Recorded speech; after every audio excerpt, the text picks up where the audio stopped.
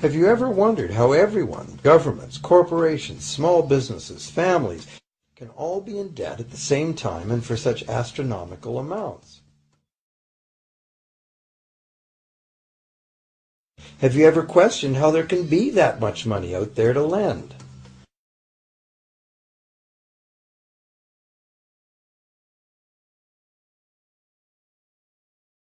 The Federal Reserve really, even though it is not part of the federal government, it is more powerful than the federal government. It's more powerful than the President, the Congress, and the courts. Now, a lot of people challenge me on that, but let me prove my case. The Federal Reserve determines what the average person's car payment is going to be, what their house payment is going to be, and whether they have a job or not. And I submit to you that that's total control.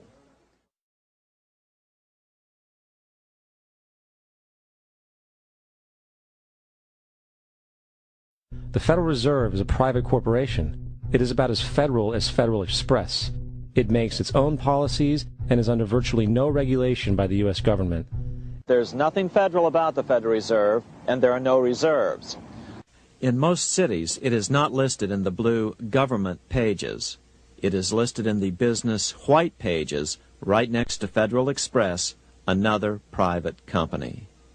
But more directly, U.S. courts have ruled time and time again that the Fed is a private corporation. Though the Federal Reserve is now the most powerful central bank in the world, it was not the first. In 1913, Congress gave an independent central bank, deceptively named the Federal Reserve, a monopoly over issuing America's money. And the debt generated by this quasi-private corporation is what is killing the American economy. So what is a central bank? A central bank is an institution that produces the currency of an entire nation. Based on historical precedent, two specific powers are inherent in central banking practice: the control of interest rates and the control of the money supply, or inflation. The central bank does not simply supply a government's economy with money, it loans it to them at interest. Then, through the use of increasing and decreasing the supply of money, the central bank regulates the value of the currency being issued. It is critical to understand that the entire structure of this system can only produce one thing in the long run: debt. For in our financial system, money is debt. And debt is money. Here is a chart of the U.S. money supply from 1950 to 2006.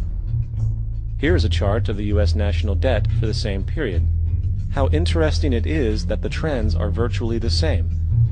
For the more money there is, the more debt there is. The more debt there is, the more money there is. Where does the money to pay for the debt come from? It can only come from the central bank again, which means the central bank has to perpetually increase its money supply to temporarily cover the outstanding debt created, which in turn, since that new money is loaned out at interest as well, creates even more debt. The end result of this system without fail is slavery, for it is impossible for the government and thus the public to ever come out of the self-generating debt.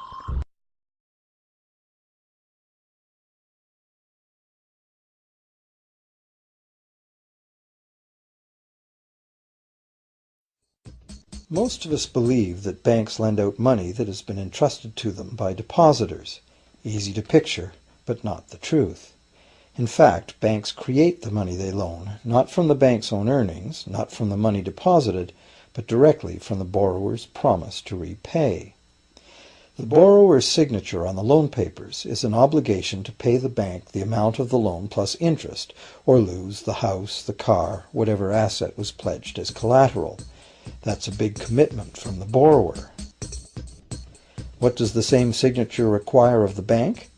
The bank gets to conjure into existence the amount of the loan and just write it into the borrower's account. Sound far-fetched? Surely that can't be true. But it is.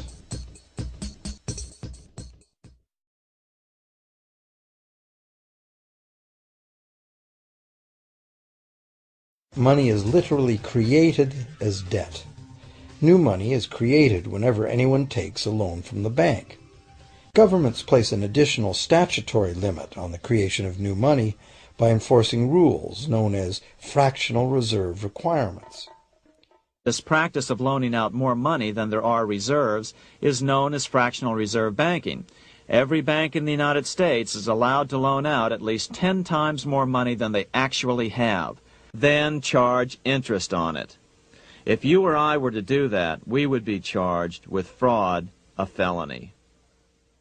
Fractional reserve lending is rooted in a fraud, results in widespread poverty, and reduces the value of everyone else's money.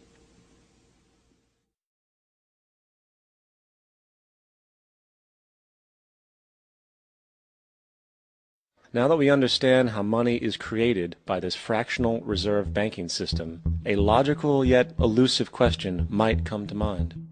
What is actually giving this newly created money value? The answer? The money that already exists. The new money essentially steals value from the existing money supply. For the total pool of money is being increased irrespective to demand for goods and services. And as supply and demand finds equilibrium, prices rise, diminishing the purchasing power of each individual dollar. This is generally referred to as inflation, and inflation is essentially a hidden tax on the public.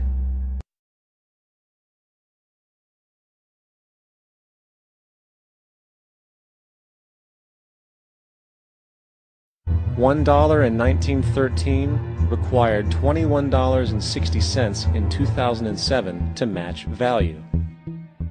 That is a 96% devaluation since the Federal Reserve came into existence. What is the advice that you generally get? And that is inflate the currency. They don't say debase the currency. They don't say devalue the currency. They don't say cheat the people who are saved. They say lower the interest rates. The real deception is when we distort the value of money, when we create money out of thin air. We have no savings, and yet there's so-called capital. So my question boils down to this: how in the world can we expect to solve the problems of inflation, that is, the increase in the supply of money, with more inflation?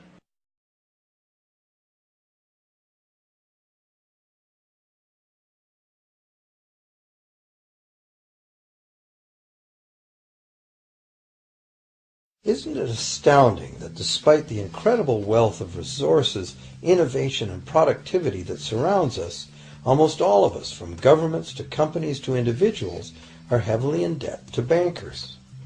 How can that be? How can it be that the people who actually produce all the real wealth in the world are in debt to those who merely lend out the money that represents the wealth? Even more amazing is that once we realize that money really is debt, we realize that if there was no debt, there'd be no money. For remember, the only way the money can come into existence is from loans. Therefore, if everyone in the country were able to pay off all debts, including the government, there would not be $1 in circulation.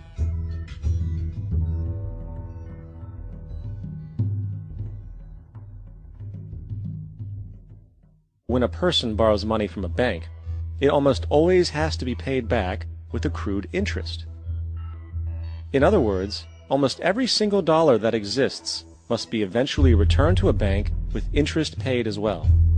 But if all money is borrowed from the central bank and is expanded by commercial banks through loans, only what would be referred to as the principal is being created in the money supply.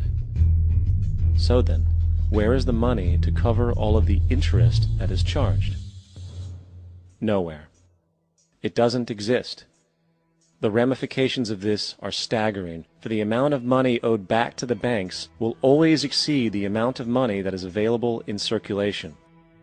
This is why inflation is a constant in the economy, for new money is always needed to help cover the perpetual deficit built into the system, caused by the need to pay the interest. What this also means is that mathematically, defaults and bankruptcy are literally built into the system.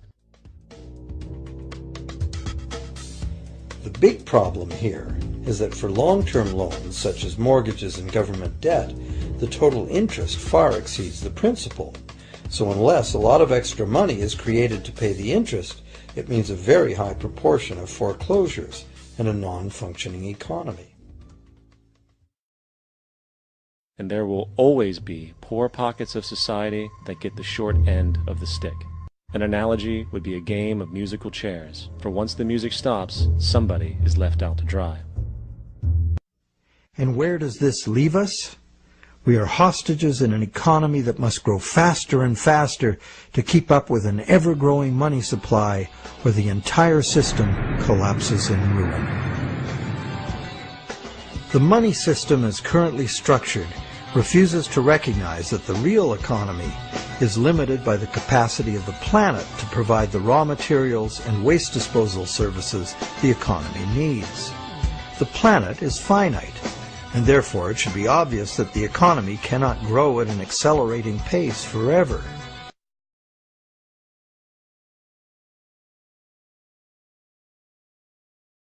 But there are unprecedented challenges before us.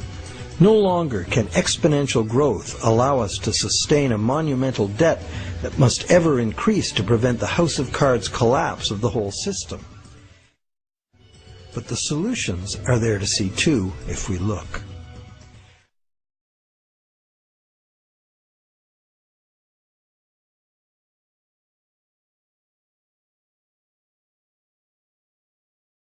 That succinct statement of Jefferson is, in fact, the solution to all our economic problems today. It bears repeating. The issuing power should be taken from the banks and restored to the people to whom it properly belongs. Issuing our own money is not a radical solution. I want to stress that. It's the same solution used at different points in U.S. history by men like Benjamin Franklin, Thomas Jefferson, Andrew Jackson, Martin Van Buren, and Abraham Lincoln. The privilege of creating and issuing money is not only the supreme prerogative of government, but it is the government's greatest creative opportunity. By the adoption of these principles, the taxpayers will be saved immense sums of interest. Money will cease to be master and become the servant of humanity. But it's been used at different times throughout Europe as well. Perhaps the best example is one of the small islands off the coast of France in the English Channel.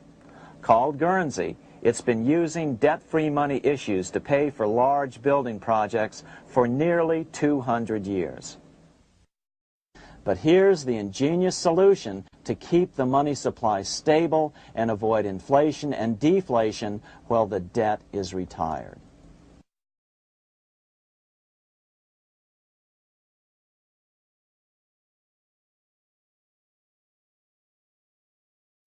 There would be no further creation or contraction of money by banks. Monetary power can be transferred back to the Treasury Department. Money could simply be created and spent into the economy by the government, preferably on long-lasting infrastructure that facilitates the economy, such as roads, railroads, bridges, harbors, and public markets. This money would not be created as debt. It would be created as value, that value being in the form of whatever it was spent on. If this new money facilitated a proportional increase in trade requiring its use, it would cause no inflation whatsoever. And most of that debt-free money would enter the economy as wages, circulating through all levels of society for everyone's benefit. This kind of abundant money would fund a reinvigorated, productive economy in which the savings of the people could fund honest loans of real existing money.